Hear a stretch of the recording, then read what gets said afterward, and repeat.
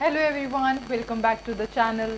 तो आज की वीडियो में हम स्टार्ट करने वाले हैं 12th क्लास का सेकंड चैप्टर जिसका नाम है सॉल्यूशंस। आज हम इसके इंट्रोडक्शन, कुछ कंसंट्रेशन टर्म्स के बारे में डिस्कशन करेंगे। मोलारिटी, मोलालिटी, मोल फ्रैक्शन, इन सब से रिलेटेड न्यूमेरिकल सॉल्व करने वाले हैं। प्रीवियस ईयर क्वेश्चंस के हो गए या फिर एनसीईआरटी बुक के न्यूमेरिकल्स हो गए, वो सब आज हम कंसंट्रेशन टर्म्स वाले टॉपिक में डिस्कस करने वाले हैं। तो करते हैं start. Let's get started with our new chapter जिसका नाम है सॉल्यूशंस। सॉल्यूशंस 12th क्लास का फिजिकल केमिस्ट्री का चैप्टर है। बहुत अच्छे से और बहुत डीपली हम इसको कवर करने वाले हैं। पूरी एनसीईआरटी हम इसके अंदर कवर करते हुए चलेंगे, ठीक है? ओके। तो सबसे पहले before starting of this chapter आपको इस वर्ड का मतलब पता होना चाहिए। What is the meaning of solution?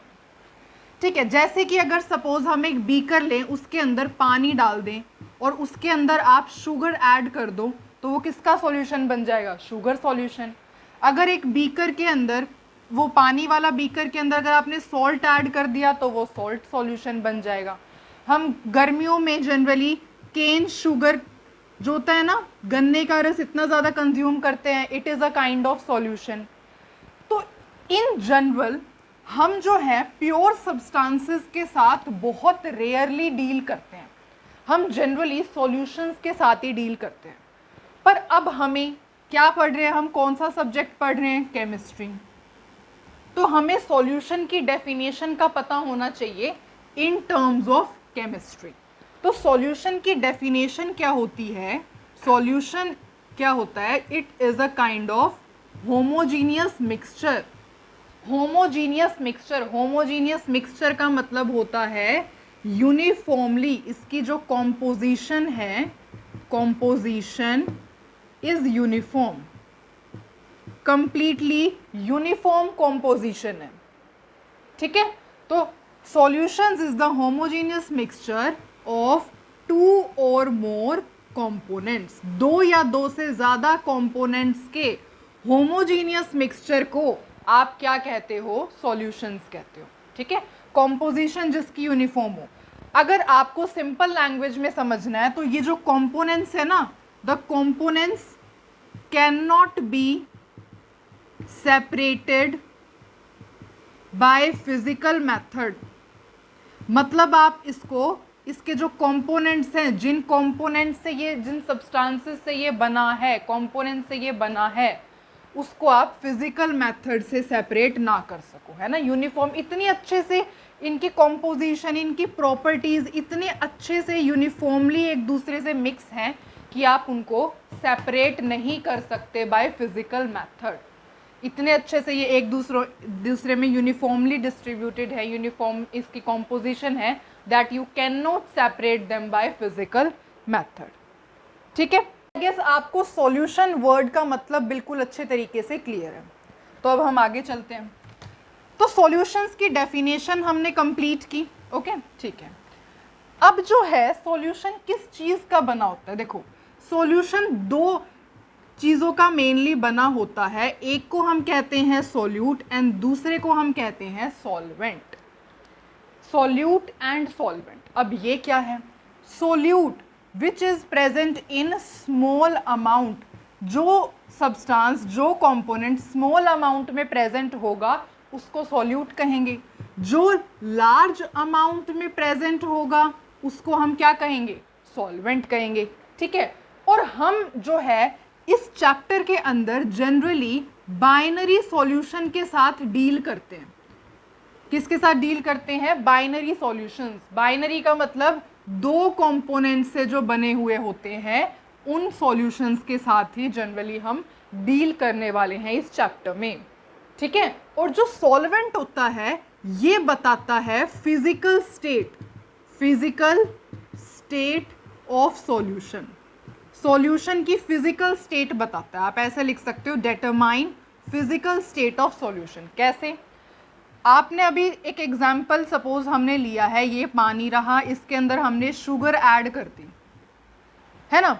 तो आपके पास जो रिजल्टिंग सॉल्यूशन बनेगा वो गैशियस फॉर्म में होगा, सॉलिड फॉर्म में होगा या लिक्विड फॉर्म में होगा? आप मेरे को ये बताओ। पानी के अंदर शुगर ऐड की, सॉल्यूट क्या है यहाँ पे? शुगर है। क्यों? क्योंकि थोड़ा अमाउंट में प्रेजेंट है, सॉल्यूट है। सॉल्वेंट क्या है यहाँ पर? वाटर है, ज़्यादा अमाउंट में प्रेजेंट है ना? ठीक है।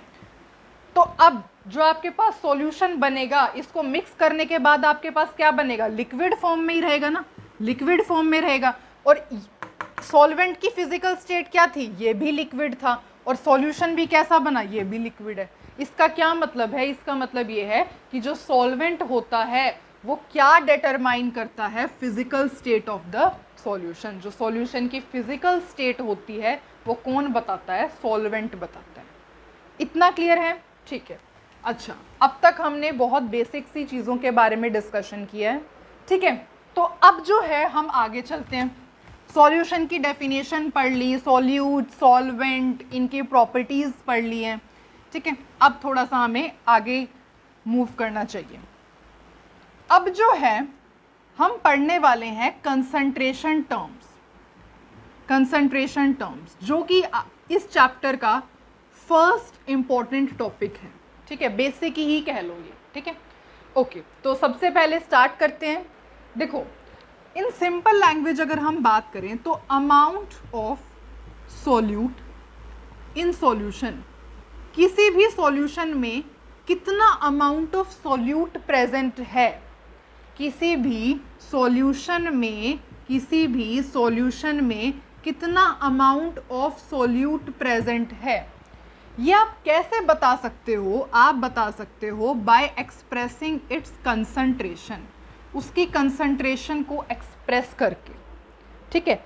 अब कंसंट्रेशन है, दो चीज़ों से आप इसको एक्सप्रेस कर सकते हो, क्वांटिटेटिवली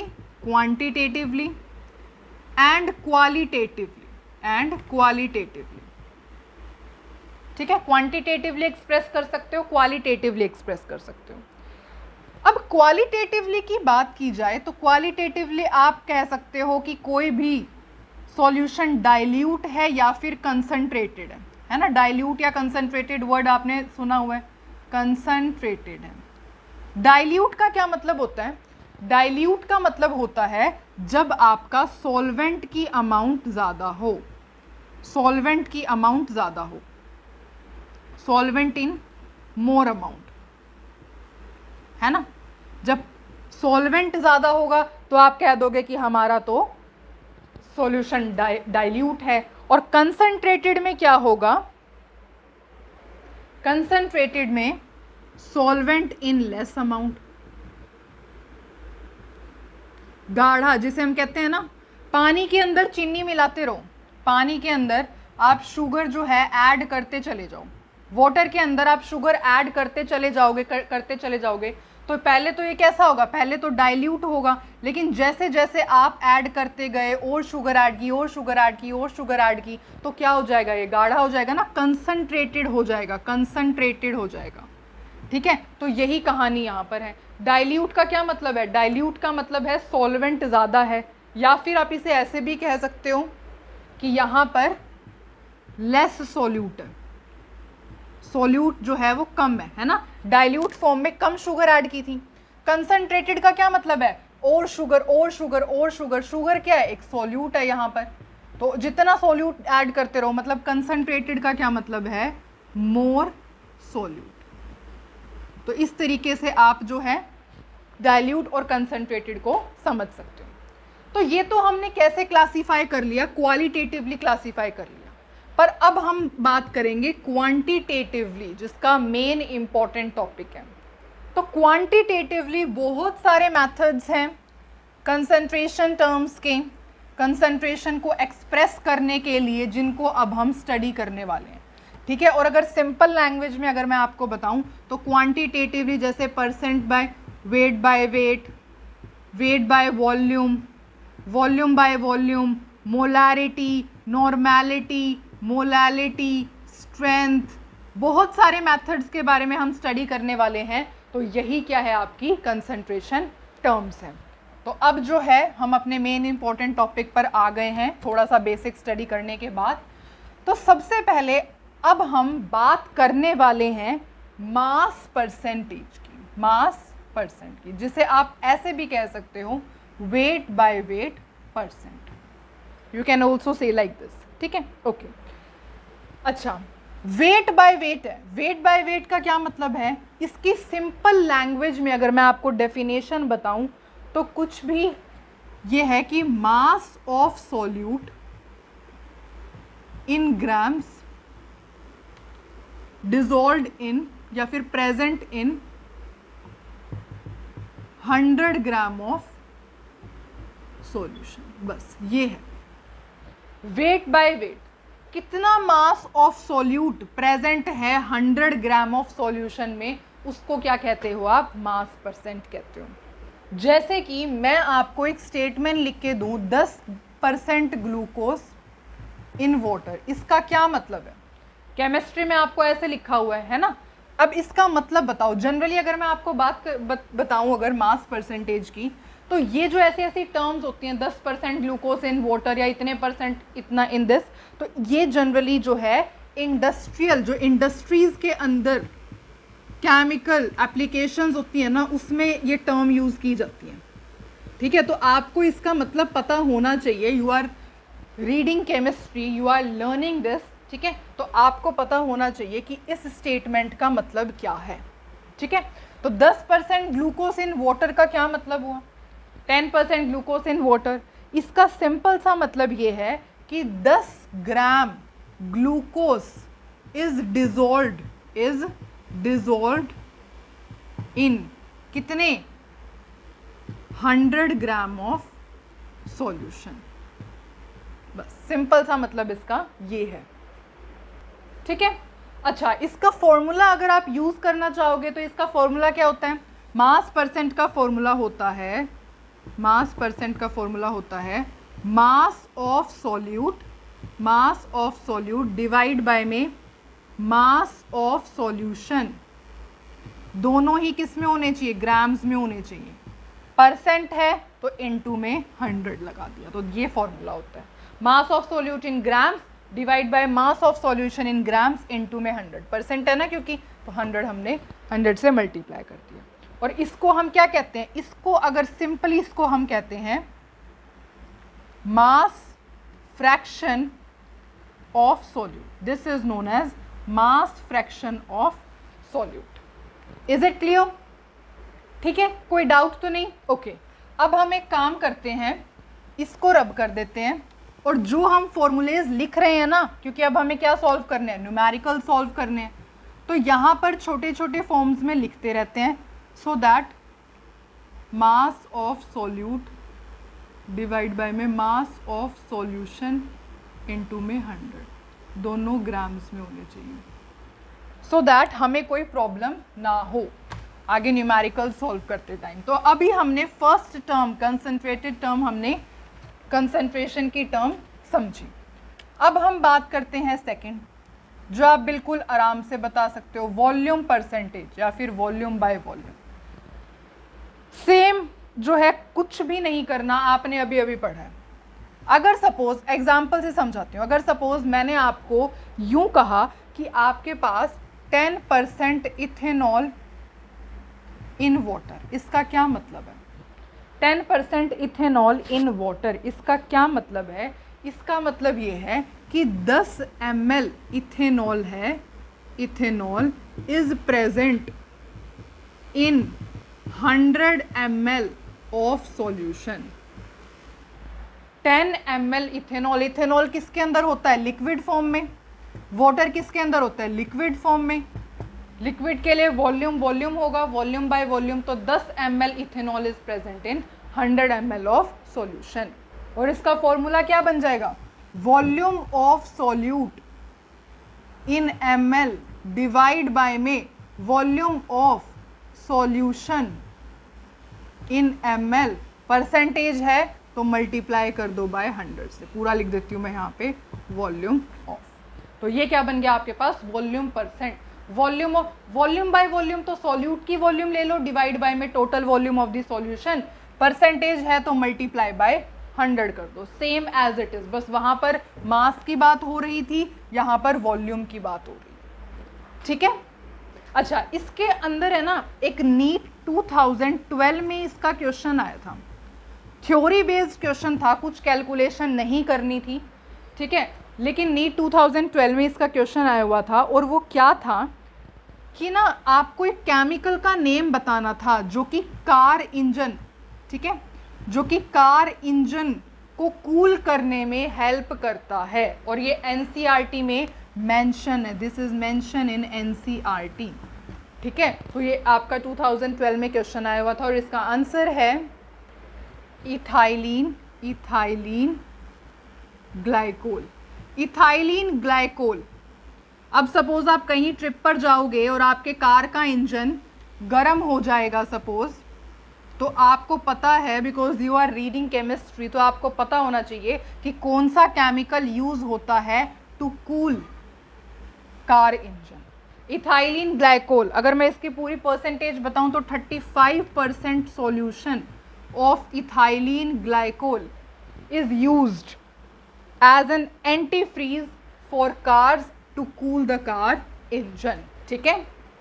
तो गाड़ियों के इंजन को कूल करने के लिए ethylene glycol as an antifreeze use किया जाता है, किस कंसंट्रेशन पे, इस पे, ठीक है। ये नीट 2012 का क्वेश्चन था, तो ये बस इस थ्योरी पोर्शन से ही क्वेश्चन आया हुआ था, एंड जिसको पता होगा उसने टिक कर दिया होगा, ठीक है। तो आई गेस आपको volume percent second concentration term के बारे में पता लग गया है, ठीक है। तो आपने सेकंड कंसंट्रेशन टर्म के बारे में समझा, और वो क्या है, that is volume percent. First होगी, ठीक है। सेकंड अब देखते हैं, दैट इज आपने क्या समझा, वॉल्यूम परसेंट। क्या समझा इससे, volume of solute in ml divide by volume of solution in ml into में 100। Is it clear. Third concentration term पर चलें, ठीक है, इसको रब किया। Let's move to third concentration term, third, that is volume, weight by volume, that is weight by volume percent. Weight by volume percent, आप ऐसे भी कह सकते हो mass by volume percent. Name में ही इसका फॉर्मूला बन जाता है, कैसे देख लो। मास, पहले W है ना, मास of solute, mass of solute in grams. पहले वेट है, हमने क्या लिख दिया, मास ऑफ सॉल्यूट इन ग्राम्स लिख दिया। किसके अंदर क्या है, वॉल्यूम है 100 ml ऑफ सॉल्यूशन। बस यही इसका फॉर्मूला आ चुका है आपके पास, ठीक है। क्या हुआ, मास of solute in grams, mass of solute in grams, mass of solute in gram divide by में 100 ml ऑफ सॉल्यूशन, मतलब volume of solution in ml into में 100। यही आपका जो है इसका फॉर्मूला बन गया है, ठीक है। क्वेश्चन मेरा ये है, वैसे तो अगर ये टर्म है, ये टर्म जनरली यूज की जाती है मेडिसिन फार्मेसी के अंदर, ठीक है। जो ये फार्मा वाले स्टूडेंट्स होते हैं, इनको इन कंसंट्रेशन टर्म्स के बारे में बहुत, क्योंकि इसके अंदर लिखा होता है आपके कितने mg की जो ड्रग है वो यूज़ की गई है इतने वॉल्यूम ऑफ द सॉल्यूशन में। तो मेडिसिन और फार्मेसी के अंदर ये टर्म बहुत ज़्यादा यूज़ की जाती है, ठीक है।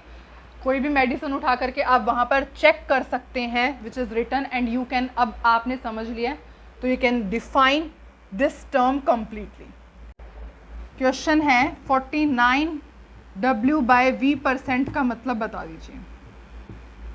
आपको पता है, सब कुछ बोर्ड पर ही लिखा हुआ है। W का क्या मतलब है, 49 gram of solute, volume in 100 ml of solution, इसका मतलब ये है। बस सिंपल सी ये टर्म है which is used generally in medicine and pharmaceutical industries, ठीक है। तो अब हमने थर्ड कंसंट्रेशन टर्म के बारे में स्टडी किया, दैट इज़ व्हाट, जो कि है W/V%। इसका क्या मतलब है, mass of solute in grams divide by में volume of solution in ml into में 100, ये इसका मतलब है। Mass of solute in grams divide by volume of solution in ml into में 100। अब आप सोच रहे हो कि हम इसके न्यूमेरिकल्स तो सॉल्व कर ही नहीं रहे, तो एक बार है ना एक मोलारिटी कंसंट्रेशन टर्म है उस वो देखते हैं और उसके बाद हम इससे रिलेटेड न्यूमेरिकल सॉल्व करेंगे। फोर्थ कंसंट्रेशन टर्म है मोलारिटी। मोलारिटी बहुत सिंपल सी इसकी डेफिनेशन है, बहुत सिंपल सा फॉर्मूला है, number of moles of solute, number of moles of solute divide by में volume of solution in litre. बस ये है, समझ में आया आपको? Number of moles of solute divide by volume of solution in litre. Molarity, molarity का मतलब होता है मोल पर लीटर। जिसको इसकी यूनिट लर्न है ना उसको फॉर्मूला अपने आप लर्न है। कैसे देख लो, mole number of moles of solute divide by L volume of solution in litre. Mole, इसको आप मोल पर लीटर को और क्या कह सकते हो? मोलर। ठीक है, तो मोलर, मोल पर लीटर, मोलारिटी सब कुछ सेम ही है। ठीक है, अगर मैं आपसे कहूँ कि आपके पास 0.25 मोलर NaOH सॉल्यूशन है तो इसका मतलब बताना क्या हुआ? इसका मतलब ये हुआ, मोलर का मतलब मोल पर लीटर। बस 0.25 moles of NaOH is present इन कितने? 1 litre, 1 litre of solution, 1 litre of solution. Is it clear? इतना समझ में आया? ठीक है। एक होता है m/2, m/10, m/100। इन सब का मतलब और समझ लो। m/2 का मतलब सेमी मोलर, इसको हम क्या कह देते हैं? सेमी मोलर कह देते हैं। m/10 का क्या मतलब होता है? डेसीमोलर, इसको हम डेसीमोलर कह देते हैं। m/100 का क्या मतलब होता है? सेंटीमोलर, इसको हम सेंटीमोलर कह देते हैं। ठीक है, अब जो है आपने 4 कंसंट्रेशन टर्म्स के बारे में स्टडी किया और अब हम सॉल्व करने वाले हैं न्यूमेरिकल्स। ठीक है, because physical chemistry is all about solving the numericals. तो जब तक हम न्यूमेरिकल सॉल्व नहीं करेंगे हमें वो कॉन्फिडेंस नहीं आएगा कि हमने ये टॉपिक पढ़ा है। तो एक काम करते हैं, ये फॉर्मूला यहाँ पर जल्दी से लिखते हैं and can't wait to solve the numericals. Molarity, molarity is represented by capital M, ये मैं आपको बताना भूल गई थी। Molarity is represented by capital M, तो मैं यहाँ पर पूरी मोलारिटी नहीं लिखूंगी, कैपिटल M लिख रही हूँ। Is equals to number of moles of solute divide by में volume of solution in litre. ठीक है, ओके। अब बस 4 कंसंट्रेशन टर्म्स के बारे में हम पढ़ चुके हैं। क्वेश्चन, सबसे पहला क्वेश्चन आपके पास ये है कि आपको मोलारिटी फाइंड करनी है। You have to find molarity of 49W/V% H2SO4 aqueous solution. अब बस वीडियो पॉज करके अपनी नोटबुक्स में ट्राई करें, इतने मैं बोर्ड पर सॉल्व करती हूँ, आप नोटबुक में सॉल्व करें। देखते हैं किसका सबसे पहले आंसर सही आ जाता है। ठीक है, तो स्टार्ट करते हैं। देखो 49 W/V% का मतलब है 49 grams of solute in present in 100 ml of solution. अगर कोई भूल गया है तो आपको याद रखने की अभी ज़रूरत नहीं है क्योंकि आपके पास सब कुछ यहाँ पर लिखा हुआ है। W/V%, W/V% ये मास of solute 49 grams of solute in ml, ml में ना 100 ml ऑफ सॉल्यूशन। ठीक है, इसका मतलब ये है। ठीक है, आपको मोलारिटी फाइंड करनी है। मोलारिटी, मोलारिटी का क्या फॉर्मूला होता है? Number of moles of solute, number of moles of solute divide by में volume of solution, volume of solution in litre. Number of moles of solute निकालने पड़ेंगे।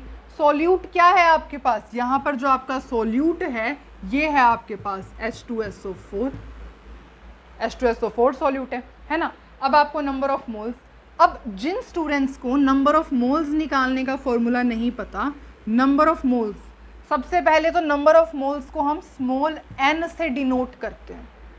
Small n is use to represent number of moles, ठीक है।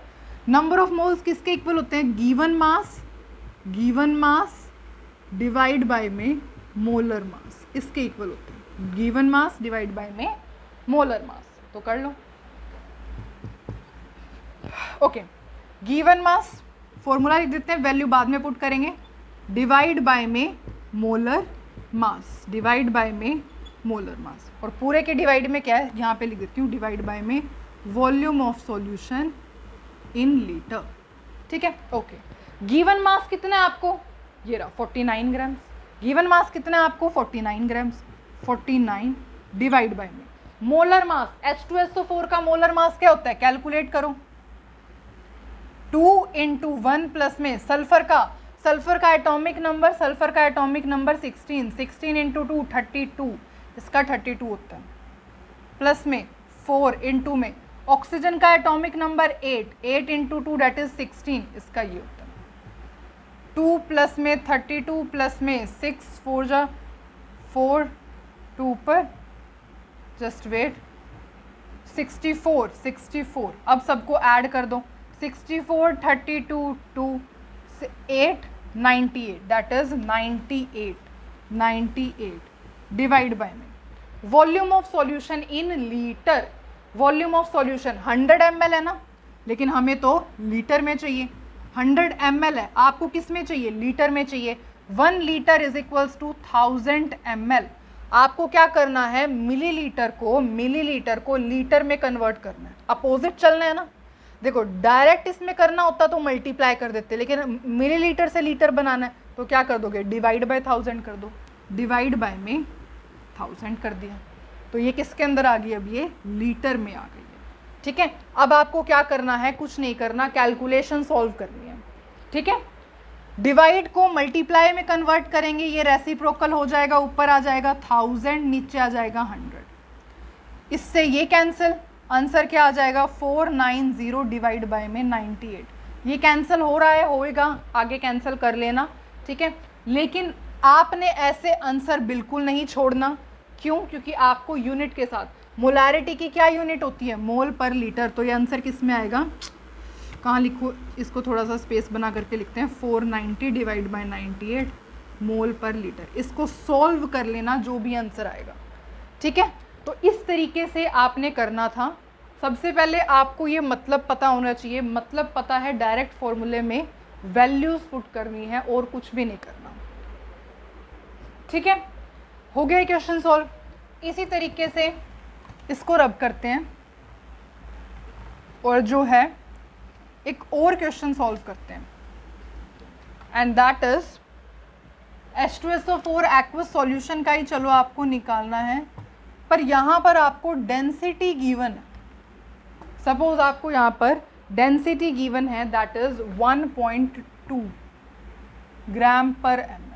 अब question को solve करो, और यहाँ पर सपोज आप जो है W कर लो यहाँ पे, बस, ठीक है।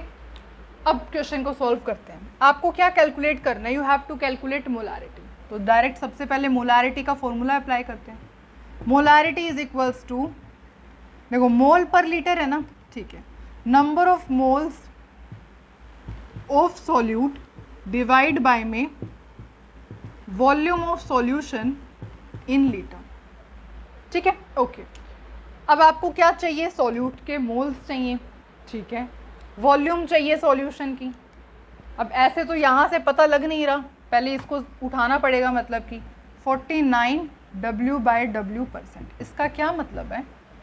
W/W%, मास परसेंट, इसका क्या मतलब होता है? 49 grams solute is present in 100 gram of solution. 49 grams, इतने mass of solute divide by mass of solution. 49 grams of solute is present, is dissolved in 100 gram of solution. इसका ये मतलब है। सॉल्यूट क्या है आपके पास? सॉल्यूट है आपके पास H2SO4, है ना। Molarity of this H2SO4 aqueous solution, H2SO4 को आपने किसी सॉल्वेंट के अंदर डिसॉल्व कर रखा है, सॉल्वेंट का नेम यहाँ पर है नहीं, ठीक है। चलो हमें क्या चाहिए, हमें तो number of moles of solute चाहिए, कैलकुलेट करो। इसका क्या फॉर्मूला होता है number of moles of solute का? नंबर ऑफ मोल्स निकालने का फॉर्मूला होता है गिवन मास डिवाइड बाय में मोलर मास। गिवन मास कितना है 49, मोलर मास ऑफ H2SO4 अभी हमने कैलकुलेट किया था, 98 था लास्ट क्वेश्चन में, है ना। चलो number of moles of solute तो आपके पास आ गए 49 डिवाइड बाय 98। इसमें कोई आई गेस डाउट नहीं होना चाहिए, इसको हटाइए, 49 डिवाइड बाय 98 लिख दीजिए बस। अब आपको चाहिए volume of solution in litre. क्या ये लीटर में है? नहीं, ये तो मास है ना, W/W मास चल रहा है। यहाँ डेंसिटी दी हुई है, मतलब कि आपको क्या करना पड़ेगा, वॉल्यूम ऑफ सॉल्यूशन निकालनी पड़ेगी। मतलब इस डेंसिटी का कोई ना कोई रोल तो पक्का है इस क्वेश्चन में। देखो एक बात ध्यान रखना, डेंसिटी किसके इक्वल होती है? Density is equals to mass upon में volume. Density is equals to mass upon में वॉल्यूम। तो डेंसिटी, और कुछ क्वेश्चन में इसको स्पेसिफिक ग्रेविटी भी कह सकते हैं, तो कंफ्यूज मत होना, डेंसिटी स्पेसिफिक ग्रेविटी सेम ही है, ठीक है। तो डेंसिटी किसके इक्वल होती है? मास अपॉन में वॉल्यूम। अच्छा, डेंसिटी कितनी गिवन है? 1.2 ग्राम्स पर ml गिवन है। डेंसिटी ये है किसकी? दिस इज सॉल्यूशन की डेंसिटी है ना, ऑफ एक्वस। यहाँ पे पूरा लिख दो, एक्चुअली मैंने क्वेश्चन पूरा नहीं लिखा, ठीक है। सॉल्यूशन की डेंसिटी है, this is the density of solution, clear, ठीक है। एक्वस सॉल्यूशन है ना, find molarity of 49 W/W% H2SO4 aqueous solution which has density that is 1.2 ग्राम पर ml। तो यहाँ पर डेंसिटी किसकी लिख रहे हो? सॉल्यूशन की लिख रहे हो, तो मास भी किसका चलेगा? सॉल्यूशन का चलेगा। वॉल्यूम भी किसकी आएगी? सॉल्यूशन की आएगी। तो डेंसिटी ऑफ द सॉल्यूशन तो आपको गिवन ही है। मास ऑफ सॉल्यूशन कहीं दिख रहा है आपको पूरे बोर्ड पर? दिख गया, ये रहा 100 ग्राम ऑफ सॉल्यूशन, मास आ गया 100 ग्राम। वॉल्यूम ऑफ सॉल्यूशन दिख रही है कहीं? वॉल्यूम ऑफ सॉल्यूशन तो निकालनी है आपको। वॉल्यूम ऑफ सॉल्यूशन आ जाएगी यहाँ से वॉल्यूम ऑफ सॉल्यूशन। इसको वहाँ ले जाओ, इसको यहाँ पे ले गए और इसको डिवाइड में ले आए, ये वॉल्यूम ऑफ सॉल्यूशन। इतना समझ में आ गया, ठीक है। अब इसको कर लो सॉल्व। 100 ग्राम्स डिवाइड बाय ग्राम, यहाँ पे ml लिख देती हूँ, पर ml, ठीक है। ये क्या हो जाएगा? इनटू में, और ये रेसिप्रोकल हो जाएगा, 10 डिवाइड बाय 12 हो जाएगा, है ना। तो ये कितना हो जाएगा? 1000 डिवाइड बाय 12। ये किस में आई है? लेकिन ml में आई है, ml में। आपको किस में चाहिए? लीटर में चाहिए। एक काम करते हैं, इसको यहाँ से रब करते हैं, यहाँ पे डिवाइड लगाते हैं, 1000 ml। 1 लीटर में कितने लीटर होते हैं? 1 लीटर में कितने मिलीलीटर होते हैं? 1000 ml होते हैं। आपको ml से लीटर बनाना है, ml से लीटर बनाना है, क्या करोगे? डिवाइड कर दोगे। किससे डिवाइड करोगे? 1000 से डिवाइड कर दोगे। तो इसको भी किससे डिवाइड करो? Divide by 1000। अब ये सॉल्व कर लो, कुछ नहीं करना, सिर्फ और सिर्फ सॉल्व करना। करते हैं सॉल्व। 49 डिवाइड बाय 90, रेसिप्रोकल हो जाएगा, 1/1000 हो जाएगा। 1000 से 1000 कैंसिल, ये कितना बच गया? 1/12 बच गया डायरेक्ट, 1/12। डिवाइड का है, मल्टीप्लाई में, और ये भी क्या हो जाएगा? रेसिप्रोकल हो जाएगा, 12/1 हो जाएगा, है ना। ये अब इसको कैंसिल कर लो, जो भी आपका आंसर आएगा that will be the molarity. यहीं सॉल्व कर लेते हैं इसको, ठीक है। 2 6 जा 12, 2 4 जा 8, 2 9 जा 49, 1 दैट इज 6 मोल पर लीटर। इसका आंसर आ जाएगा, मोलैरिटी आ जाएगी। Is it clear? ठीक है, आपको कुछ नहीं करना। देखो सब कुछ जो है क्वेश्चन में मेंशन है, बस आपको थोड़ी सी स्टेटमेंट का पता होना चाहिए। जो अभी हमने चारों कंसंट्रेशन टर्म्स पती है ना, क्या बोल रही हूँ, पढ़ी है ना, W/W, W/V%, मोलैरिटी, ये नंबर ऑफ मोल्स, डेंसिटी, ये सब के फॉर्मूलेज ही आपको यहाँ पर दोनों क्वेश्चन में यूज़ हुए और आपको क्या करना है, वैल्यू पुट करनी है बस। तो इतना समझ में आ गया है। अब हम फिफ्थ कंसंट्रेशन टर्म पर चलते हैं जिसका नाम है mole fraction. Mole fraction generally इसे रिप्रेजेंट किया जाता है एक्स, ऐसे ही कुछ बनाते हैं, ठीक है, मतलब ऐसे आप बना सकते हो। ये जनरली बुक में अच्छे से रिप्रेजेंटेशन होती है, मैंने इसको इतने अच्छे से रिप्रेजेंट नहीं किया है, पर इस टाइप से ही एक्स का ही सिंबल ऐसे ही होता है, ठीक है। ओके, तो मोल फ्रैक्शन क्या होता है? मोल फ्रैक्शन सबसे, अब मोल फ्रैक्शन समझने के लिए देखो, सपोज एक बीकर है, उसके अंदर ए के भी मोल्स है, बी के भी मोल्स हैं। ए के मोल्स को हमने कह दिया Na, बी के मोल्स को हमने कह दिया Nb, है ना। तो अगर मैं आपसे पूछूं कि ए कंपोनेंट का आप मेरे को मोल फ्रैक्शन बताओ, मोल फ्रैक्शन को मैंने आपको बताया कैसे रिप्रेजेंट करते हैं, ऐसे रिप्रेजेंट करते हैं। ए कंपोनेंट का मैं पूछ रही हूं तो हमने ए लगा दिया, तो मोल फ्रैक्शन ऑफ ए कैसे निकलेगा? Number of moles of A divide by में total number of moles, that is Na plus में Nb। Similarly mole fraction of B अगर आप निकालने चलोगे तो क्या होगा? Number of moles of B divide by में total number of moles, that is Na plus में Nb, ठीक है। तो मोल फ्रैक्शन का जो फॉर्मूला होता है वो यही होता है, number of moles of component, जिस कंपोनेंट के आपको मोल फ्रैक्शन कैलकुलेट करना है, जिस कंपोनेंट का आपको मोल फ्रैक्शन कैलकुलेट करना है उसके मोल्स रख दो। ए का कैलकुलेट करना था, ए के मोल्स रख दिए, बी का कैलकुलेट करना था, बी के मोल्स रख दिए। डिवाइड में क्या करोगे? Total moles of all component, जितने भी कंपोनेंट है ना बीकर के अंदर, उन सब के मोल्स को ऐड कर दोगे और आपके पास क्या आ जाएगा? दैट इज मोल फ्रैक्शन, ठीक है। अगर सपोज यहाँ पर C होता तो आप ऐसे ही C का भी कैलकुलेट कर लेते हैं, Na प्लस में Nb, और यहाँ पे C हो जाता, प्लस में C हो जाता। सपोज यहाँ पे C होता, इसका Nc हो जाता है ना, तो टोटल मोल्स कैसे हो जाते? ये हो जाता। तो mole fraction is equals to जिस भी कंपोनेंट का निकाल रहे हो ऊपर उसके मोल्स रखो, डिवाइड बाय में total moles of all components. Mole fraction बहुत इंपॉर्टेंट टर्म है गैसियस मिक्सचर के लिए, वेपर प्रेशर कैलकुलेट करने के लिए बहुत ज़्यादा इम्पोर्टेंट टर्म है, ठीक है। आगे बहुत चैप्टर में यूज़ होने वाली है, तो इसका फॉर्मूला तो आपको बिल्कुल टिप्स पर होना ही चाहिए। अच्छा, एक चीज़ और, दैट इज जो टोटल मोल फ्रैक्शन होता है ना आपका, बिल्कुल टोटल मोल फ्रैक्शन जिसे आप कहोगे, मतलब कि सपोज दो कंपोनेंट का ही है तो mole fraction of A, mole fraction of B किसके इक्वल होगा? 1 के इक्वल होता है। सपोज किसी बीकर में दो कंपोनेंट्स हैं तो जितना भी टोटल करोगे सब कंपोनेंट्स का मोल फ्रैक्शन का सम किसके इक्वल आता है? 1 के इक्वल आता है। सपोज आपके पास यहाँ पे ए है, बी है, up to so on Z तक हैं, उन सब को प्लस करके उन सब का सम किसके इक्वल होता है? 1 के इक्वल होता है। तो आपने यहाँ पर नई बात समझी है, वो क्या है? मोल फ्रैक्शन का यहाँ फॉर्मूला लिख सकते हो आप, that is Na divide by में Na प्लस में Nb। एक कंपोनेंट का लिख दिया आपने यहाँ पे, ठीक है। और एक बात आपको और यहाँ पे लिखनी है, दिस प्लस में दिस इज इक्वल्स टू 1। जितने भी आपके पास कंपोनेंट है, जितने भी आपके पास कंपोनेंट है, उन सब का मोल फ्रैक्शन प्लस करो, किसके इक्वल आ जाएगा? 1 के इक्वल। जब तक आप क्वेश्चन सॉल्व नहीं करोगे इससे रिलेटेड आपको समझ में नहीं आएगा।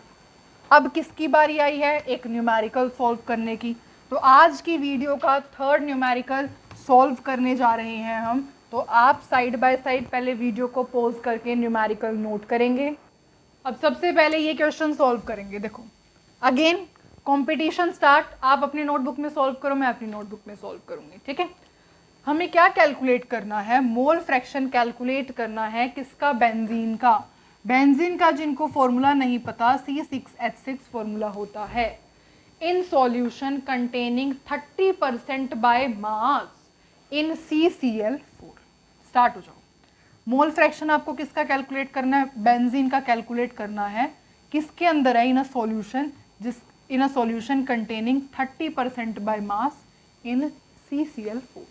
देखो मोल फ्रैक्शन ऐसे लिख दूं, बेंजीन का बेंजीन लिख देती हूँ, is equals to number of moles of benzene divide by में, यहाँ पे देखो number of moles of benzene plus number of moles of CCl4। ये फॉर्मूला हो गया। कुछ नहीं किया मैंने, तो इसको देखा है और यहाँ पे कॉपी किया है बस, और कुछ भी नहीं किया। Number of moles of benzene चाहिए पहले आपको, कैलकुलेट करो कैसे होता है। नंबर ऑफ मोल्स का फॉर्मूला यहाँ पे लिखा हुआ है, कॉपी करो बस। गिवन मास डिवाइड बाय में molar mass, given mass divide by में मोलर मास। गिवन बेंजीन का मास गिवन है क्या आपको? ये क्या स्टेटमेंट है? ये तो हम देख ही नहीं रहे इसको तो, और जिसने देख ली उसका अब तक आंसर आ चुका होगा। ये आपके पास लिखा हुआ है 30% by mass, 30% by mass percent. ओहो हम भूल गए थे। और इसका क्या मतलब होता है? इसका मतलब होता है 30 ग्राम्स ऑफ सॉल्यूट इन कितने 100 ग्राम्स ऑफ सॉल्यूशन। इसका तो यही मतलब होता है, इसका तो यही मतलब होता है ना। 30 ग्राम सॉल्यूट क्या है आपके पास? ये रहा, बेंजीन को डिसॉल्व किया गया तो सॉल्यूट क्या है आपके पास? बेंजीन है। तो गिवन मास कितना है बेंजीन का? 30 है। आपने यहां पर पुट कर दिया 30। किसका निकाल रहे हो? नंबर ऑफ मोल्स बेंजीन के निकाल रहे हो, लिख लो यहाँ पे। मोलर मास ऑफ बेंजीन कितना होता है? C6H6 कार्बन C6H6 कार्बन का 12 N2 में 6, हाइड्रोजन का 1 N2 में 6, 12 6 जा 72 प्लस में 6 डेट इज इक्वल्स टू 78। तो ये कितना हो गया? Molar mass of benzene 78। तो number of moles of benzene आ गए, बस डायरेक्ट पुट करो 30 डिवाइड बाय में 78। ठीक है, okay. Number of moles of benzene आ गए, दैट इज 30 डिवाइड बाय में 78। Number of moles of CCl4 निकालना है, कैलकुलेट करते हैं। यहाँ पे क्या लिख लो? Number of moles of CCl4 लिख लो। गिवन मास डिवाइड बाय में मोलर मास। ठीक है, क्या CCl4 का मास गिवन है आपको? CCl4 है क्या यहाँ पे? कार्बन टेट्राक्लोराइड क्या है यहाँ पर? एक सॉल्वेंट की तरह एक्ट कर रहा है। ठीक है, तो अब आपको क्या करना है? यहाँ पर गिवन मास देखना है। गिवन मास तो सॉल्वेंट का दिया ही नहीं हुआ। आपको एक चीज पता है, और वो क्या पता है? जो आपने स्टार्टिंग ऑफ द लेक्चर में सुनी थी, सॉल्यूशन किसका बना होता है? सॉल्यूट प्लस में सॉल्वेंट का बना होता है। सॉल्यूशन किसका बना होता है? सॉल्यूट प्लस में सॉल्वेंट का बना होता है। ठीक है, तो जो total mass of the solution होगा वो किसके इक्वल होगा? मास of solute plus mass of solvent, इसके इक्वल होगा, है ना। सॉल्यूशन का मास कितना है आपके पास? 100 है, 100 है। मास ऑफ सॉल्यूट का मास कितना है? सॉल्यूट का मास 30 है, प्लस में क्या रह गया? मास ऑफ सॉल्वेंट। यहाँ से निकल सकता है ना मास ऑफ सॉल्वेंट आसानी से, प्लस में यहाँ पे माइनस में चला जाएगा। -30 is equals to 100 minus 30 that is 70 grams. Mass of solvent कितना आ गया? 70 ग्राम्स। मतलब CCl4 का गिवन मास आपको जो दिख नहीं रहा था वो आपके पास कितना है? 70 ग्राम्स। CCl4 का मोलर मास क्या होता है? CCl4 का मोलर मास 153.8 समथिंग, मतलब आप 154 ले लो, 154 होता है। ठीक है, तो मोलर मास ऑफ CCl4 154। तो यहाँ पर आप लिख सकते हो number of moles of CCl4 आ गया, दैट इज 70 डिवाइड बाय में 154। क्या करना है? कुछ भी नहीं करना, कैलकुलेशन प्लस डिवाइड, और ये आप आसानी से सॉल्व कर सकते हो। जो भी आंसर आएगा that will be the mole fraction of benzene. इतना क्लियर है? बहुत अच्छे तरीके से, है ना। चलो ठीक है, अब यहाँ पे क्या लगाओगे? यूनिट तो आपने ध्यान दिया हो, कईयों ने नहीं दिया होगा। क्या यूनिट यूज करोगे यहाँ पर? मोल fraction is a unitless quantity. ये यूनिटलेस होती है। कहाँ लिखूं? यहाँ पे लिख देती हूँ, मोल फ्रैक्शन की कोई यूनिट नहीं होती, क्योंकि सब यूनिट्स आपस में कैंसल हो जाएगी। Mole fraction unitless. This is unitless. बताऊं कैसे? देखो चलिए इसका तो जो भी आंसर आएगा आप कैलकुलेट करना। यहाँ पे देखो ये किस में है? मोल में है। नीचे दोनों मोल्स को प्लस करोगे यूनिट क्या आएगी? मोल। मोल से मोल कैंसिल, क्या बचा? कोई भी यूनिट नहीं बची। तो मोल फ्रैक्शन क्या होती है? यूनिटलेस फ्रेज है। This is a unitless quantity, unitless concentration term. I guess आपको सब कुछ अभी अच्छे से समझ में आया है। 5 कंसंट्रेशन टर्म्स पढ़ी है, 3 क्वेश्चन सॉल्व किए हैं। I guess everything has been clear to you. तो अब हम आगे की तरफ मूव करते हैं। 4th न्यूमेरिकल अब हमें सॉल्व करना है। उससे पहले आपको एक और कंसंट्रेशन टर्म के बारे में पढ़ना पड़ेगा, और उस कंसंट्रेशन टर्म का नाम है दैट इज, अब हम कौन सी कंसंट्रेशन टर्म पढ़ रहे हैं? आई गेस 5th है। दिस इज 5th वन, और इसका नाम है molality, represented by small m. Small m से मोलैलिटी को रिप्रेजेंट किया जाता है। देखो 1 2 3 4 5 पढ़ चुके हैं, 6th है ये। ठीक है। मोलैलिटी का मतलब होता है number of moles of solute divide by में mass of solvent in kilograms. आपको मोलैलिटी और मोलैरिटी में डिफरेंस क्लियर होना चाहिए। देखो ये क्या, उसको हमने क्या लिखा था? मोलैरिटी। मोलैरिटी ये क्या है? मोलैलिटी। लल लर, यहां पर डिफरेंस है। Molality represented by small m, molarity represented by capital M. The difference must be clear, और इनके फॉर्मूले में भी बहुत ज्यादा डिफरेंस है। देखो मोलैरिटी की अगर आपको यूनिट याद है, जैसे मैं कहती हूँ यूनिट अगर आपको लर्न है ना, तो फॉर्मूला आपको आसानी से लर्न है। मोलैरिटी का मतलब होता है मोल पर litre, number of moles of solute divide by volume of solution in litre. पर मोलैलिटी का मतलब आपको पता है क्या होता है? इसकी यूनिट होती है मोल per kilograms. Mole per kilograms, number of moles of solute divide by में mass of solvent in kilograms. समझ में आया? अगर मैं आपको ऐसे बोलूं ना, एक स्टेटमेंट से अगर आप इस वर्ड का मतलब समझोगे, तो अगर मैं आपको ऐसे बोलूं 1 मोल पर किलोग्राम, और किसका ले सपोज हमने ले लिया 1 मोल पर किलोग्राम ऑफ KCl। इसका क्या मतलब है? इसका मतलब है कि K है, दिस इज K। इसका मतलब है 1 mole of KCl is dissolved in 1 mole of KCl is dissolved in कितने? 1 किलोग्राम ऑफ वाटर। इसका मतलब ये होता है। समझ में आया?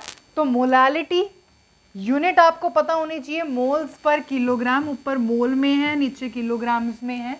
Number of moles of solute divide by mass of solvent in kilograms. इसको एक काम करते हैं, थोड़ा सा स्पेस बना करके लिख लेते हैं, सो दैट अब जो हम 4th न्यूमेरिकल सॉल्व करेंगे उसमें आपको कोई प्रॉब्लम ना हो। यहाँ पे लिख दो, है ना? स्मॉल एम मतलब molality, number of moles of solute, ऐसे लिखना पड़ेगा इसको थोड़ा सा, molality number of moles of solute, moles of solute divide by में mass of solvent in kilograms. Start करते हैं, न्यूमेरिकल सॉल्व करेंगे इस टर्म से रिलेटेड। 6th टर्म आपने पढ़ ली है, कंसंट्रेशन टर्म, और क्वेश्चन है 2022 का, and the question is this. NEET 2022 में क्वेश्चन आया हुआ था, इन 1 मोलल, मोलल का मतलब अब आप समझ चुके हो, दैट इज मोलैलिटी की बात की जा रही है ना। 6 कंसंट्रेशन टर्म्स पढ़ चुके हो, सब एक दूसरे से अलग अलग है। ठीक है, फॉर्मूलेज आपके सामने बिल्कुल लिखे हुए हैं, there must be no confusion related to the formulas. Suppose आपके नीट में क्वेश्चन आता तो how will you attempt this question? You have to solve like that. ठीक है, तो in 1 molar solution that contains 0.5 mole of solute there is, options are these, मतलब आपको solvent बताना है, कितना सॉल्वेंट होगा। चलिए, मेरे को तो एक चीज़ पता है, एंड दैट इज दिस, बस मुझे तो ये पता है कि मोलैलिटी का फॉर्मूला होता है number of moles of solute divide by में mass of solvent in kilograms. बस मुझे तो इतना पता है, और शायद इससे, इस फॉर्मूले से जो है मैं अपना पूरा आंसर निकाल सकती हूँ, और शायद नहीं, इसी फॉर्मूले से आपका पूरा आंसर आ जाएगा। देखो मोलालिटी, मोलालिटी आपको कितनी दी हुई है, 1 मोलल, 1 मोलल, मतलब कि मोलालिटी 1 मोलल है। Number of moles of solute that contains 0.5 mole of solute, 0.5 divide by में mass of solvent in kilograms, mass of solvent in kilograms. देखो अब एक बात देखो आप, mass of solvent in kilograms, है ना, ठीक है। अब आप यहां पर देख रहे हो कि यहां पर किलोग्राम में किसी का भी मास नहीं दिया हुआ है ना। अगर आप इस फॉर्मूले के अकॉर्डिंग चलते हो, जो कि यहाँ पर हमारा मोलालिटी का यही फॉर्मूला होता है, इसके अकॉर्डिंग अगर हम चलेंगे तो मास ऑफ सॉल्वेंट होना चाहिए किलोग्राम्स में। यहाँ पर किलोग्राम्स में कहीं आपको दिख रहा है, बिल्कुल भी नहीं दिख रहा है ना। आपको किस में दिख रहा है, जनरली ग्राम्स में दिख रहा है और मिलीलीटर में दिख रहा है ना। मिलीलीटर वाले आंसर तो आ ही नहीं सकते। क्यों नहीं आ सकते, क्योंकि आपको यहाँ पे मास ऑफ सॉल्वेंट चाहिए। मास ऑफ मास किसके अंदर होता है, ग्राम्स किलोग्राम्स इसमें होता है। तो ये ऑप्शन तो आपके वैसे ही एलिमिनेट हो गए, बच गए 2 ऑप्शन। 2 ऑप्शन आपको ग्राम्स में दिए हुए हैं, तो इसका मतलब आपको किससे सॉल्व करना पड़ेगा, इसको आपने ग्राम्स में कन्वर्ट करना पड़ेगा, तभी आपका आंसर आ पाएगा, ठीक है। और आपको पता है 1 किलोग्राम में 1000 ग्राम्स होते हैं। आपको किलोग्राम को ग्राम में कन्वर्ट करना है, मतलब आपको किससे मल्टीप्लाई करना पड़ेगा, आपको मल्टीप्लाई करना पड़ेगा 1000 से। अब ये किसके अंदर हो गया, अब जो आपका मास ऑफ सॉल्वेंट आएगा वो ग्राम्स में आएगा। कुछ नहीं करना, क्वेश्चन को सॉल्व करना है। Mass of solvent, mass of solvent in grams, that is 0.5 into में 1000, दैट इज 5/10, किसके इक्वल आ जाएगा, 500 ग्राम्स। क्या ऐसा ऑप्शन आपको दिख रहा है? अगर आपको दिख रहा है तो आप टिक करने में बिल्कुल भी टाइम नहीं लगाएंगे, and that is the answer, ठीक है। थोड़ा सा आपको ऑप्शंस पर देख करके अपने क्वेश्चन के जो आप सोल्व कर रहे हो उसमें मॉडिफिकेशन करनी पड़ती है। जैसे अगर आप किलोग्राम पे सॉल्व करते रहते तो आपका आंसर नहीं आता, क्यों, लेकिन आप तो फॉर्मूला भी सही अप्लाई कर रहे हो, क्योंकि यहाँ पे आपको थोड़ा देखना पड़ेगा, किलोग्राम में कुछ भी नहीं गिवन है, सारे ऑप्शंस आपको ग्राम और मिलीलीटर में है।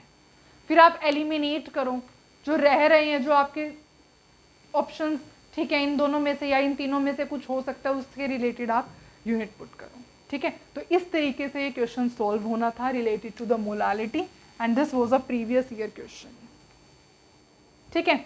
अब इसको रब करते हैं, एक और प्रीवियस ईयर क्वेश्चन है मेरे पास, 2019 का क्वेश्चन है वो, और उसके अंदर आपके मोलारिटी और मोलालिटी दोनों के कंसेप्ट यूज होने वाले हैं। तो अब हम एक बार वो ट्राई करके देखते हैं। Now the question is this, जो कि नी 2019 का क्वेश्चन है, और क्वेश्चन क्या था, that is density of 2 molar aqueous solution. Capital M आ गया ना, अब आपको ये ध्यान होना चाहिए कि कैपिटल एम का क्या मतलब होता है, मोलारिटी, ठीक है। Density of 2 molar aqueous solution of NaOH आपको गिवन है ही। आपको मोलालिटी निकालनी है सॉल्यूशन की। कितना छोटा सा क्वेश्चन है, क्या इसका आंसर भी उतना छोटा है? आंसर तो उतना छोटा नहीं है, ठीक है, थोड़ा बहुत तो आपको सॉल्व करना पड़ेगा, लेकिन हाँ बिल्कुल सिंपल क्वेश्चन है। सारे फॉर्मूले जो यूज़ होने वाले हैं आपके सामने लिखे हुए हैं, सिर्फ आपको वैल्यूज़ पुट करनी है। तो आराम से क्वेश्चन को सॉल्व करते हैं। आप अपनी नोटबुक में सॉल्व करोगे, मैं अपनी नोटबुक में सॉल्व करती हूँ, काइंड ऑफ नोटबुक ओनली, है ना। देखो मोलालिटी हमें तो कैलकुलेट करना है। मोलालिटी का मतलब, मुझे एक चीज़ पता है मोलालिटी के बारे में, number of moles of solute divide by में mass of solvent in kilograms. मुझे इतना पता है बस, मुझे और कुछ नहीं पता। और एक चीज़ पता है कि इसको स्मॉल m से रिप्रेजेंट करते हैं, बस इसके अलावा मुझे कुछ नहीं पता। तो सॉल्व करते हैं। Number of moles of solute, solute क्या है यहाँ पर, density of 2 molar aqueous solution of Na, मतलब NaOH क्या है यहाँ पर, एक सॉल्यूट है। इसके क्या चाहिए मेरे को, नंबर ऑफ मोल्स चाहिए सॉल्यूट के। तो मोल्स निकालते हैं, number of moles of NaOH लिख दूं यहाँ पे, ठीक है। गिवन मास डिवाइड बाय में मोलर मास, इतना भी मेरे को पता है। गिवन मास कितना है इसका? मास गिवन ही नहीं है। आर यू श्योर कि मास गिवन नहीं है? देखते हैं। 2 मोलर का क्या मतलब है? 2 मोलर का मतलब है 2 moles of NaOH in 1 litre of solution. ये भी मेरे को इतना ही पता है, इसके बारे में 2 मोलर का मतलब ये होता है, मुझे सिर्फ इतना पता है। डेंसिटी क्या है? ओके, डेंसिटी गिवन है आपको। किसकी गिवन है? Density of 2 molar aqueous solution की। डेंसिटी किसकी गिवन है? सॉल्यूशन की। तो किसका मास रखोगे? मास ऑफ सॉल्यूशन आएगा डिवाइड बाय में वॉल्यूम ऑफ सॉल्यूशन आएगी। इसके बारे में भी मेरे को इतना पता है बस। अब देखते हैं कि क्या कुछ हो सकता है। आपको चाहिए NaOH का गिवन मास। कैसे निकलेगा NaOH का गिवन मास? देखो, डेंसिटी आपको पता है, डेंसिटी ऑफ सॉल्यूशन कितनी है? 1.28 ग्राम, 1.28 ग्राम पर सेंटीमीटर क्यूब। अगर मैं आपको एक चीज बताऊं, 1 ml किसके इक्वल होता है? 1 सेंटीमीटर क्यूब के। मतलब मिलीलीटर का मतलब क्या होता है? Centimetre cube. तो आप यहां पर कंफ्यूज बिल्कुल मत होना, सेंटीमीटर क्यूब का मतलब मिलीलीटर ही होता है, ठीक है?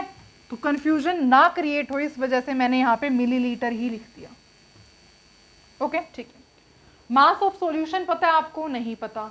वॉल्यूम ऑफ सॉल्यूशन पता है? हाँ जी, 1 लीटर ऑफ सॉल्यूशन। तो यहाँ पे वॉल्यूम ऑफ सॉल्यूशन कितनी है? 1 लीटर ऑफ सॉल्यूशन। ओके, यहाँ से मास ऑफ सॉल्यूशन आ जाएगा? बिल्कुल आ जाएगा। एक काम करो, ग्राम पर मिलीलीटर को क्या लिख सकते हो? डिवाइड बाय ml लिख दूँ?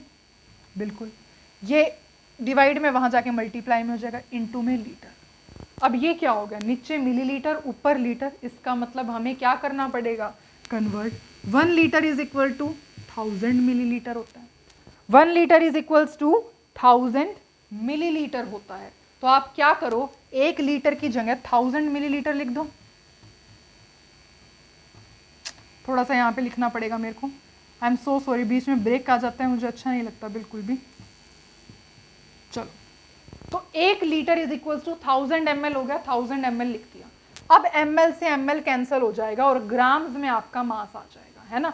तो यहाँ पे कितना बच गया? ml से ml कैंसिल, तो ये आ गया आपके पास मास ऑफ द सॉल्यूशन। थोड़ा अच्छे से लिख लें, अच्छे से दिख नहीं रहा ना, क्योंकि 128 डिवाइड बाय में 100 इनटू में 1000, 100 से 100 कैंसिल, 1280। यहाँ पे लिख दो 1280, 1280 is equals to mass of solution. पर ये हम निकाल के क्या बैठे हैं? हमें चाहिए मास था NaOH का, जो कि एक सॉल्यूट है। मास ऑफ सॉल्यूशन आ गया। अब क्या करें हम? What we have to do now? क्या हम सॉल्यूट का मास निकाल सकते हैं? बिल्कुल निकाल सकते हैं। तो एक्चुअली अब हमने मास ऑफ सॉल्यूशन कैलकुलेट तो कर लिया, पर हमें चाहिए था मास ऑफ द सॉल्यूट। तो अब हमें सॉल्वेंट का भी नहीं पता है ना? तो अभी ये हमने कैलकुलेट किया, पर अभी हमें इस चीज़ का कोई भी फायदा नहीं हुआ है। देखते हैं, क्या पता हमें कुछ और गिवन हो। नंबर ऑफ मोल्स क्या गिवन है? एक बार चेक करो, ये क्या लिखा हुआ है? 2 मोल्स NaOH। मतलब आपको नंबर ऑफ मोल्स NaOH के गिवन है, दैट इज 2। ठीक है, गिवन मास तो चलो अभी हम नहीं पता लगा पाए। मोलर मास NaOH का पता है हमें? NaOH का देखना एक बारी जल्दी से। Na का कितना होता है? Na का एटॉमिक नंबर 11, दैट इज 23 होता है। ऑक्सीजन का 16 प्लस में 1, 23, 16, 1, ये हो गया 40, दैट इज इक्वल्स टू 40। मतलब कि NaOH का मोलर मास कितना है? 40। और एक किसका निकाल रहे हैं हम? NaOH का। तो हम यहाँ पर लिख लेते हैं, ठीक है? तो ये क्या है? डिवाइड में वहाँ जाके मल्टीप्लाई में हो जाएगा, दैट इज 40 इंटू 2 मतलब कि 80। मतलब कि आपके पास मास ऑफ सॉल्यूट आ गया, मास ऑफ सॉल्यूट आ गया। Number of moles of solute आपको गिवन है 2 मोल्स, जो हम नहीं देख पाए थे, है ना? यहाँ पर वैल्यू पुट ही कर देते हैं, 2 मोल्स, 2 मोल्स, 2। अब आपको क्या चाहिए? मास ऑफ सॉल्वेंट चाहिए। अब तो आपके पास सारा आ गया, अब ये यूज भी हो जाएगा। मास ऑफ सॉल्यूशन है, मास ऑफ सोल्यूट है, NaOH का एक सोल्यूट है ना, यहाँ पे सोल्यूट है। क्या करना है, कुछ भी नहीं करना।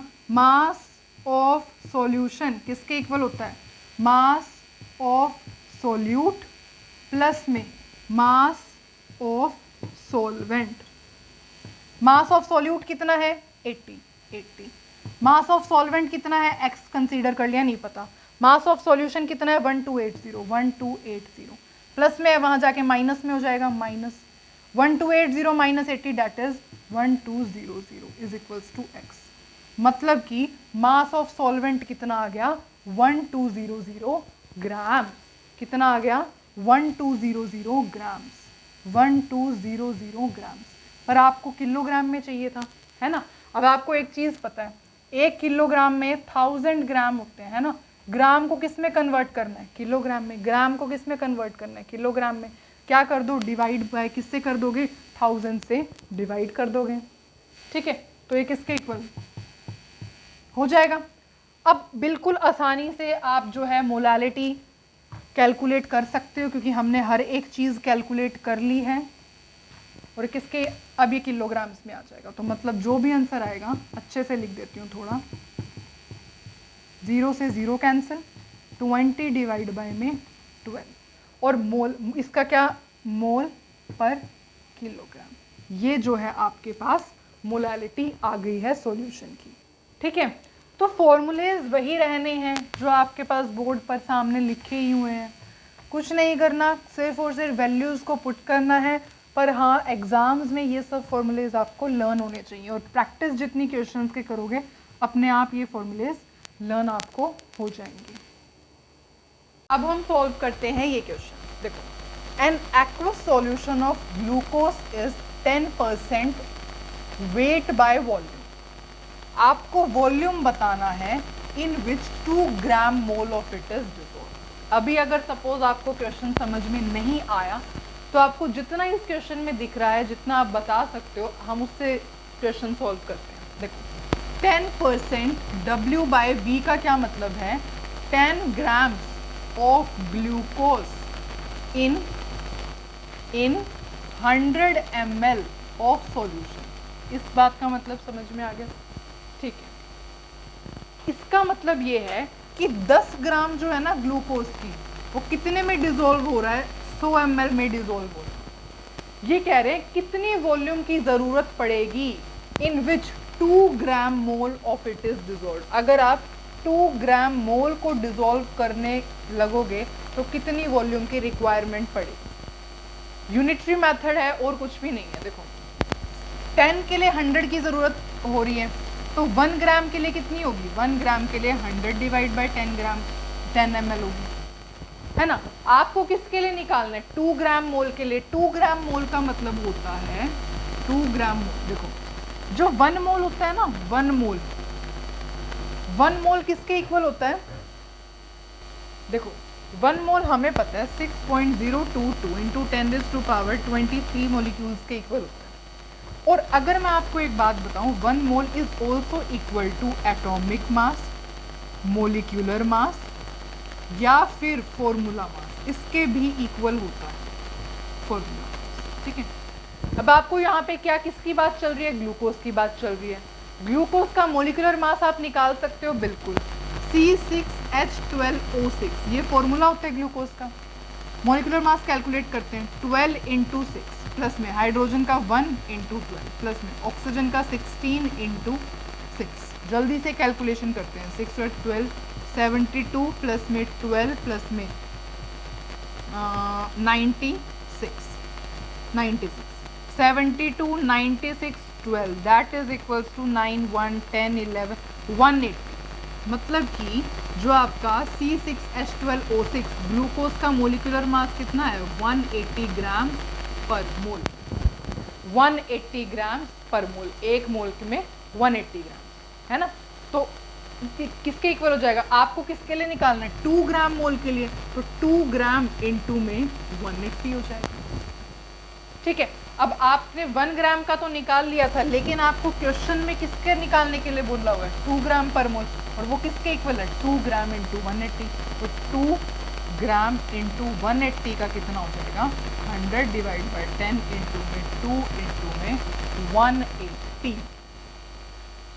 ठीक है, पर ये आंसर किसके अंदर आएगा, ये ml के अंदर आएगा। अगर आपको लीटर के अंदर आंसर अपना देना है तो क्या करोगे, इस पूरे को देखो, 1 लीटर में कितने मिलीलीटर होते हैं 1000 ml होते हैं। आपको क्या करना है, मिलीलीटर को लीटर में कन्वर्ट करना है, मिलीलीटर अपोजिट चलना है, कितने से डिवाइड कर दो 1000 से डिवाइड कर दो। तो इस पूरे को अगर आप 1000 से डिवाइड कर दोगे तो आपका आंसर किस में आ जाएगा, लीटर में आ जाएगा। ठीक है, और आंसर क्या होगा, that is will be equal to, इससे ये जीरो कैंसिल, ये zero cancel, that is 3.6 litre. ठीक है, तो आपको कुछ नहीं करना होता, बस थोड़ा सा जो है 1 मोल मतलब मोल्स के बारे में पता होना चाहिए। ठीक है, और किस टाइप से, बस आपको जो इन्फॉर्मेशन गिवन है उससे आप चलते चलो आगे। ठीक है, आपको निकालना क्या है और इस तरीके से स्टेप वाइज अपना आंसर सॉल्व करते हुए आप अपना आंसर आराम से कैलकुलेट कर सकते हैं। इसी टाइप से हम एक और क्वेश्चन ट्राई करते हैं।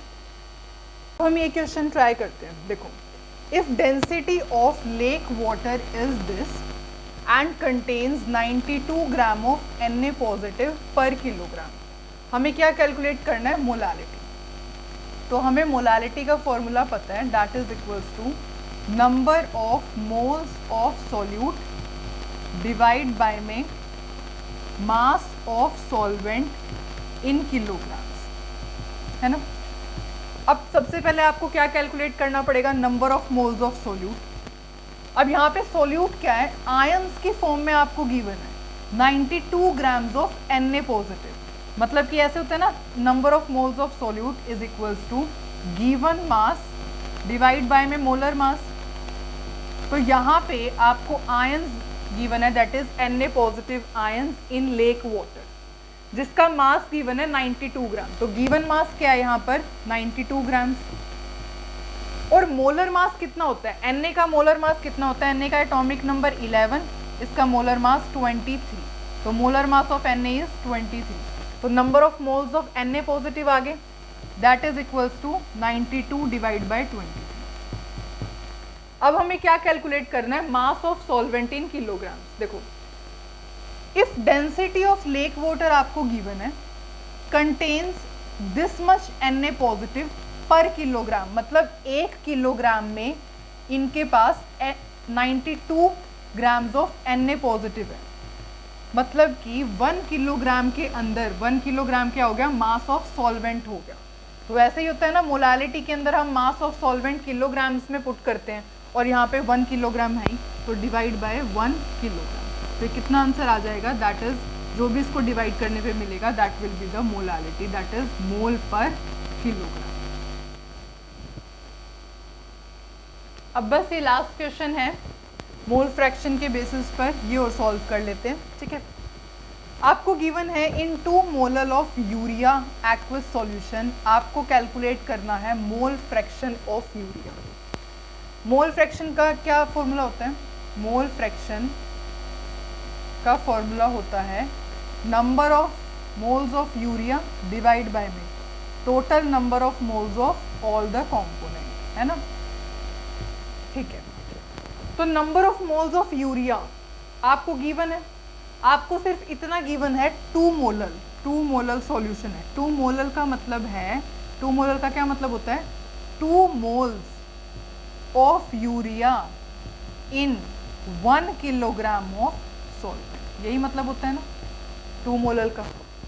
मोलारिटी का क्या मतलब होता है, इतने number of moles of solute इतने मास ऑफ सॉल्वेंट में।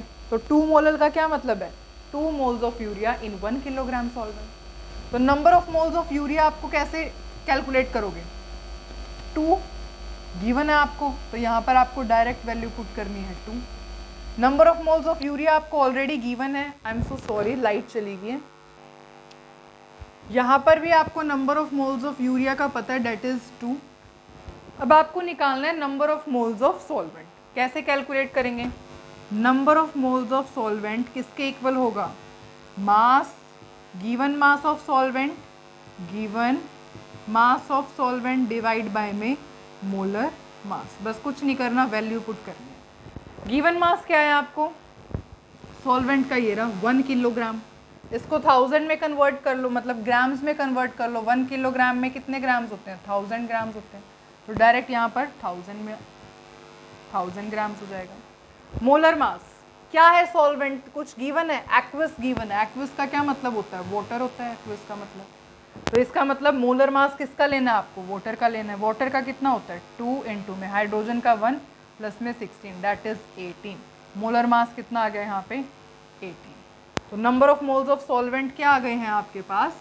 1000 डिवाइड बाय में 18। अब कुछ नहीं करना, सिर्फ कैलकुलेशन को सॉल्व करना है और आपका आंसर कैलकुलेट करना है। मोल फ्रैक्शन की कोई यूनिट नहीं होती, it is a unitless quantity. तो यहाँ पर एज इट इज़ आप आंसर लिख दोगे विदाउट एनी यूनिट, ठीक है। तो आज हमने बहुत सारे क्वेश्चंस प्रैक्टिस किए। आई गेस आपको पूरी वीडियो अच्छे से समझ में आई है, लेकिन आप ऐसा बिल्कुल मत सोचना कि आपका कंसंट्रेशन टर्म्स का पूरा टॉपिक कंप्लीट हो गया। अभी हमने बहुत सारी चीज़ें नहीं पढ़ी हैं। अभी हमने नॉर्मेलिटी कवर करना है। नॉर्मेलिटी क्या होती है, ठीक है। आप मोलारिटी कैसे कैलकुलेट करोगे मिक्सचर के अंदर, ऐसे न्यूमेरिकल्स कैसे सॉल्व करते हैं। मोलारिटी कैसे कैलकुलेट करोगे डाइल्यूशन के अंदर, इन सब को कैसे सॉल्व करना है। पीपीएम क्या होता है, पीपीबी क्या होता है, इनसे रिलेटेड न्यूमेरिकल्स क्या होते हैं वो हमें डिस्कस करना है। स्ट्रेंथ कैसे कैलकुलेट की जाती है, इन सब के न्यूमेरिकल्स पेंडिंग है और बहुत ज़्यादा इंपॉर्टेंट टॉपिक्स हैं, ठीक है। इन सब के न्यूमेरिकल्स हम स्टडी करने वाले हैं इसी की पार्ट 2 वाली वीडियो के अंदर, तो आपको वो वीडियो ज़रूर देखनी है। अच्छा, एक मेन इम्पॉर्टेंट चीज़ जो मैं आपको इस वीडियो में बताना भूल गई हूँ, पर हम इसको अभी कंप्लीट कर लेते हैं। देखो यहाँ पे आप कुछ टर्म्स देख रहे हो जिसके अंदर वॉल्यूम इन्वॉल्व है। अब आपको एक चीज़ पता होगा कि जो टेम्परेचर होता है वो मास पे डिपेंड नहीं करता, it depends on volume, volume पर डिपेंड करता है। और आप ऐसे यहाँ पर कुछ टर्म्स देख रहे हो जिसमें मास इन्वॉल्व है और जिसमें वॉल्यूम इन्वॉल्व है। जैसे मास परसेंटेज देखोगे तो यहाँ पे वॉल्यूम इन्वॉल्व नहीं है, वॉल्यूम परसेंट में वॉल्यूम इन्वॉल्व है, यहाँ पर भी वॉल्यूम है, यहाँ पर भी वॉल्यूम है, ये तो चलो छोड़ दो, ठीक है। और वॉल्यूम का है बस ये। जिस भी कंसंट्रेशन टर्म में वॉल्यूम इन्वॉल्व होगी that will be the temperature dependent, ठीक है। वो किसके ऊपर डिपेंड करेगी? कंसंट्रेशन टर्म टेम्परेचर पर डिपेंड करेगी। तो जिन भी क्वांटिटीज कंसंट्रेशन टर्म्स को मैंने टिक किया, volume percent, this, molarity, wait by volume percent, ये तीनों के तीनों किस पर डिपेंड करती हैं? डिपेंड करती हैं ऑन टेम्परेचर। और क्यों डिपेंड करती है टेम्परेचर पे? क्योंकि इनके पास एक टर्म इन्वॉल्व है वॉल्यूम, और हमें पता है कि जो वॉल्यूम होता है वो टेम्परेचर पर डिपेंड करता है, ठीक है। तो अगर आपसे कोई पूछे कि इतनी सारी कंसंट्रेशन टर्म्स आपने इस वीडियो में स्टडी की है, कौन सी डिपेंड करती है टेम्परेचर पे, कौन सी डिपेंड नहीं करती, तो यू कैन ईजिली टेल कि जिसके अंदर वॉल्यूम इन्वॉल्व हो रही है वो टेम्परेचर पर डिपेंड करती है। और अगर मैं आपको एक बात बताऊं, ये सभी की सभी जो है ना क्वांटिटीज़ डिक्रीज़ करेंगी, they decrease on increasing temperature. और ऐसा क्यों होगा? It is due to expansion, expand होगी ना volume, expansion of volume of solution.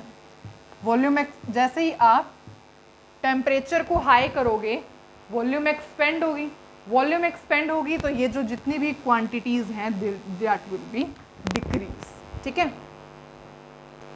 So this was all about the today's video, ठीक है। मैं आपको अगेन बता रही हूँ, हमने पूरा कंसंट्रेशन टर्म का टॉपिक कंप्लीट नहीं किया है, पर हमने 1 आवर से ज़्यादा की ये वीडियो बन चुकी है, इस वजह से हमें टॉपिक यहीं स्टॉप करना पड़ेगा। और हम जो है नेक्स्ट वीडियो के अंदर इस पूरे टॉपिक को, कंसंट्रेशन टर्म्स वाले टॉपिक को कवर कर लेंगे। तो मिलते हैं नेक्स्ट वीडियो में। Till then take care.